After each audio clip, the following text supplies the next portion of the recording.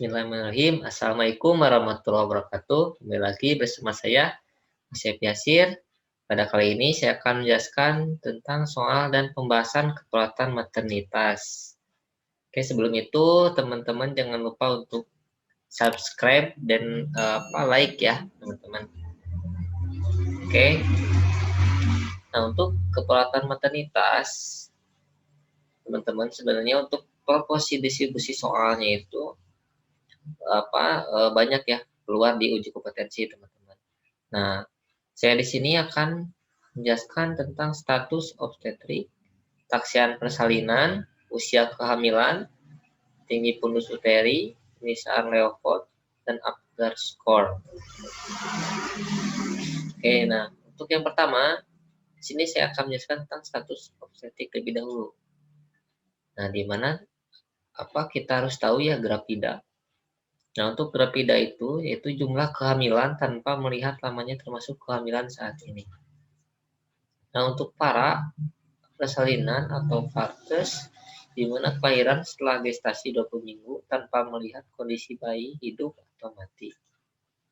Nah, untuk abortus di mana keluarnya hasil konsepsi sebelum janin dapat hidup di luar kandungan dengan batasan gestasi kurang dari 20 minggu. Adapun contoh soalnya, teman-teman. Nah, di sini seorang perempuan hamil umur 30 tahun datang ke poli kebidanan dan kandungan untuk periksa kehamilan. Di mana setelah dilakukan pengkajian didapatkan data umur kehamilan sekarang adalah 20 minggu. Riwayat persalinan tahun 2013 melahirkan bayi laki-laki usia 39 minggu. Pada tahun 2015 melahirkan bayi laki-laki usia 38 minggu dan pada tahun 2018 mengalami keguguran pada usia kehamilan 21 minggu. Bagaimana cara penulisan status obstetrik pada kasus di atas? A. G4 P2A1, B. G4 P3A0, C. G4 P3A1, D. G3 P1A1, E. G3 P2A1. Nah, di sini teman-teman harus tahu ya grafida ya, tahu grafida, terus partes ya yang mana, terus juga abortus ya. Nah, di sini teman-teman harus lihat nih untuk grafida sendiri kita lihat nih kehamilannya. Nah, untuk grafida sendiri di sini kami sekarang adalah 20 minggu. Nah, ini satu ya. Terus lihat persainannya ini ya, kehamilannya itu pada tahun 2013 nih ya, bayi laki-laki ini berarti 2, pada tahun 2015 bayi laki-laki 3, dan pada tahun 2018 mengalami keguguran ini ya, berarti 4 ya, G4. Terus untuk vartes ya, lihat persainannya di sini 2013 1, 2015 ya, mereka laki-laki 38 minggu 2, dan 2018 nih mengalami keguguran pada usia kami 21 minggu ya, berarti 3. Nah, di sini abortusnya 0 ya. Nah, berarti jadi G4 P3A 0, teman-teman. Jawabannya B. Nah, di sini pembahasannya teman-teman ya. Untuk grafida ini saat ini hamil 20 minggu. Ketika ya kasus persalinan 2013, 2015, 2018. Jadi G4 partesnya persalinan 2013, 2015, 2018. Partesnya. Nah, jadi jawabannya B, G4 P3A. Oke. Selanjutnya di sini taksiran persalinan ya. Nah, di mana untuk taksiran persalinan di sini menggunakan rumus Nigel ya. Nah, apabila HPAT-nya berada pada bulan Januari sampai Maret, nah berarti menggunakan ini. Apabila bulan April sampai Desember menggunakan ini. Nah, apabila Januari sampai Maret kita menggunakannya ini.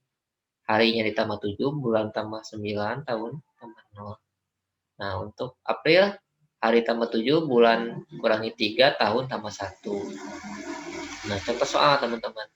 Seorang perawat tanggal 20 Maret 2020 memeriksa seorang perempuan berusia 30 tahun yang datang ke rumah sakit dengan status kehamilan D3 P2A0. Dari hasil pemeriksaan Leo-Fold didapatkan tinggi fundus uteri 21 cm. Hari pertama head ya, HVHT di sini 20 Agustus 2019 dengan siklus menstruasi teratur 28 hari. Kepala bayi masih berada di atas dengan posisi punggung kiri.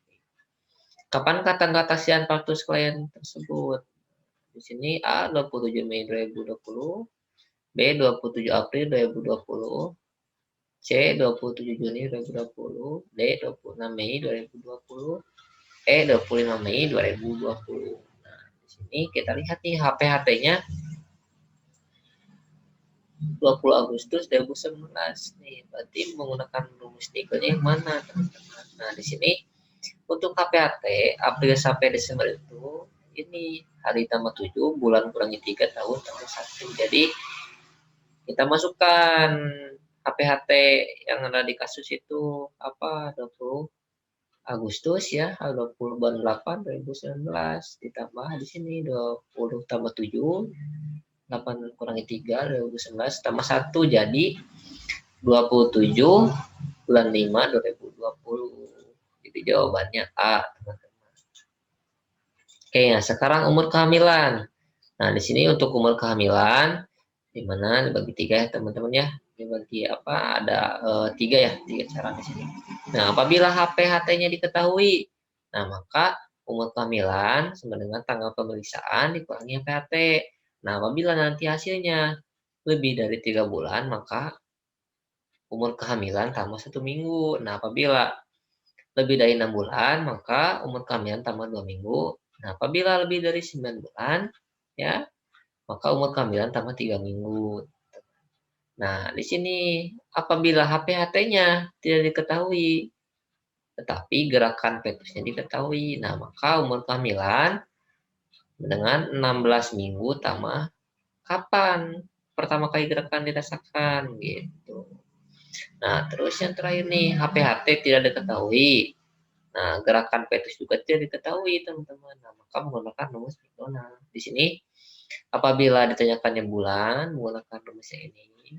Apabila ditanyakannya minggu, rumus yang ini. Nah, jadi ketahui ya, TFU-nya berapa kali 2 bagi 7, maka hasilkannya kita berapa bulan, ya. Nah, untuk bisa kehamilannya. Nah, di sini yang apa? Yang kedua, di sini TFU diketahui dikali 8 dibagi 7. Nah, nanti akan diketahui usia kehamilan dalam minggu. Nah, seperti itu, teman-teman. Nah, ada pun contoh soalnya. Seorang perawat tanggal 20 Maret 2020 memeriksa seorang perempuan berusia 30 tahun yang datang ke rumah sakit dengan status kehamilan G3 P2A0. Di hasil pemeriksaan Leopold didapatkan tinggi pulus uteri 21 cm. Berapakah taksiran usia kehamilan klien tersebut? Nah, di sini A 5 bulan, B 8 bulan, C 7 bulan, D 4 bulan, E 6 bulan. Nah, di sini untuk usia kehamilan bulan, ini kan TFU-nya diketahui ya 21 cm. Nah, di sini tanyakannya apa usia kehamilannya dalam bulan. Nah, jadi menggunakan TFU kali 2 bagi 7. Ya, jadi 21 kali 2 bagi 7 itu hasilnya 6 bulan. Jadi jawabannya E. Nah, seperti itu ya teman-teman ya. Jadi ini harus sering dilatih ya. Jadi apabila kita sering melatih atau dengan soal-soal seperti ini ya hitungan, jadi akan mudah apa teringat gitu ya untuk makanya kita lanjut ke TFU nih tinggi fungsi tadi. Nah teman-teman untuk TFU ini harus dihafal ya ya karena sering apa muncul ya di uji kompetensi. Nah di sini apabila umur kehamilannya 12 minggu maka TFU-nya itu di atas simfisis. Nah apabila umur kehamilannya 16 minggu maka TFU-nya titik tengah antara simfisis pubis dan pusar. Nah apabila 20 minggu TFU-nya itu di pusar atau di apa di umbilikus. Nah, apabila umur kehamilannya 24 minggu maka setinggi pusat. Apabila umur kehamilannya 28 minggu maka 1/3 di atas pusat. Apabila umur kehamilannya 34 minggu, nah maka TFU-nya setengah pusat ya, TFX. Nah, apabila umur kehamilannya 36 minggu, nah maka TFU-nya itu pada PX. Nah, apabila umur kehamilannya 40 minggu, maka TFU-nya 2 jari di bawah PX. Seperti itu ya teman-teman. Ini teman-teman harus hafal ya Oke, nah contoh soal. Selama kunjungan prenatal, perawat menilai tinggi fundus. Perawat menemukan fundus uterus berada di titik tengah antara simfisis pubis dan pusar. Berdasarkan temuan ini, berapa usia kehamilannya? Nah, di sini A 12, B 16, C 20, D 24, E 28. Nah, di sini pada kehamilan 16 minggu, tinggi fundus dapat ditemukan di titik tengah antara simfisis pubis dan pusar. Di sini kan ya perawat menemukan apa fundus uterusnya itu berada di titik tengah antara simfisis pubis dan pusar. Nah, maka kehamilan berapa minggu di sini? Di 16 minggu, teman-teman. Jadi jawabannya B. Oke, kita lanjut pemeriksaan Leopold. Nah, teman-teman, ini juga sama ya. Teman-teman harus hafal ya, harus tahu tentang pemeriksaan Leopold. Nah, untuk Leopold ini Leopold 1 sampai Leopold 4. Nah, di mana Leopold 1 untuk menentukan umur kehamilan serta bagian tubuh apa yang terdapat di dalam fundus uteri. Nah, level 2 untuk menentukan bagian janin yang berada pada kedua sisi uterus pada letak bintang tentukan di mana kepala janin. Level 3 untuk menentukan bagian janin apa, kepala atau bokong yang terdapat di bagian bawah perut ibu. Serta apakah bagian janin tersebut sudah masuk PAP. Level 4 guna menentukan bagian bawah dalam rahim dan seberapa masuknya bagian bawah tersebut ke dalam PAP. Contoh soal. Seorang ibu 30 tahun mengatakan sudah 7 bulan sejak kelahiran anak. Keduanya belum pernah menstruasi. Ia masih meneteki anaknya. Ibu mengatakan perutnya bertambah besar dan agak merasa mual bila pagi hari. Ibu bertanya, apakah ia hamil? Dan kalau hamil berapa bulan? Nah, tindakan keperawatan apa yang tepat dilakukan perawat pada kasus di atas? A. Pemeriksaan level 1, B. Pemeriksaan level 2, C. Pemeriksaan level 3, D. Pemeriksaan level 4, E. Pemeriksaan DJJ. Nah, di sini pemeriksaan level 1 itu untuk menentukan umur kehamilan serta bagian tubuh apa yang terdapat dalam fundus uteri. Jadi di sini kan si ibu bertanya ya apakah ia hamil dan kalau hamil berapa bulan. Nah, berarti kita tindakan apa perawatannya berarti menggunakan pemeriksaan level 1. Ya, jadi jawabannya A. Oke, nah sekarang Apgar Score teman-teman. Nah, untuk Apgar Score ini teman-teman wajib hafal teman-teman ya. Karena sering muncul di uji kompetensi, sering keluar teman-teman. Nah, untuk Apgar Score di sini terdapat beberapa option ya. Di mana terdapat penilaian average ya, warna kulit, pulse ya, denyut jantung, gimage, respon refleks, activity, terus otot, respiration, pernapasan. Nah, untuk penilaiannya ini yang terbesar itu 2 ya, yang posisi yang terkecil itu 0. Jadi seperti ini ya untuk penilaiannya. Jadi kita nilai terlebih dahulu untuk warna kulit ya atau afferent. Nah, contoh ternyata si bayi itu seluruh tubuhnya itu berwarna kebiruan atau pucat. Nah, seluruh tubuhnya berarti ke sini. Ya di sini ya, berarti nilainya 0 gitu ya. Oh, ternyata si bayinya itu hanya terdapat di tangan dan kaki berwarna kebiruannya. Oh, berarti di sini ya nilainya berarti 1 teman-teman ya. 2, 1, 0 ya. Nah, berarti di sini 1. Nah, ini juga warna kulit seluruh tubuh normal ternyata teman-teman bayinya, berarti hasilnya 2. Nah, teman-teman nanti semuanya ini nilai ya satu-satu. Nah, apabila sudah dinilai satu-satu, kita kumulatifkan, jumlahkan keseluruhannya berapa agar skornya. Gitu, teman-teman ya. Oke, selanjutnya full nih, denyut jantung. Nah, ternyata bayi itu denyut jantungnya kurang dari 100. Oh, berarti iya 1 di sini kan ya di tengah-tengah ini berarti 1. Terus lanjut lagi ya, teman-teman. Kita ke respon refleks. Nah, di sini di respon refleks ternyata si bayinya itu tidak ada respon saat distimulasi. Oh, berarti nilainya 0 di sininya itu. Apabila bayinya itu meringis dan tangisannya lemah, berarti 1. Seperti itu. Selanjutnya activity tenus otot. Nah, ternyata si bayinya itu Bergerak aktif dan spontan, oh berarti nilainya 2 gitu kan. Selanjutnya pernapasan, oh ini pernapasannya apa, bayinya menangis kuat, pernapasan baik dan teratur, oh berarti ini nilainya 2. Nah nanti setelah itu teman-teman jumlahkan dari penilaian warna kulit sampai ke pernapasan ya.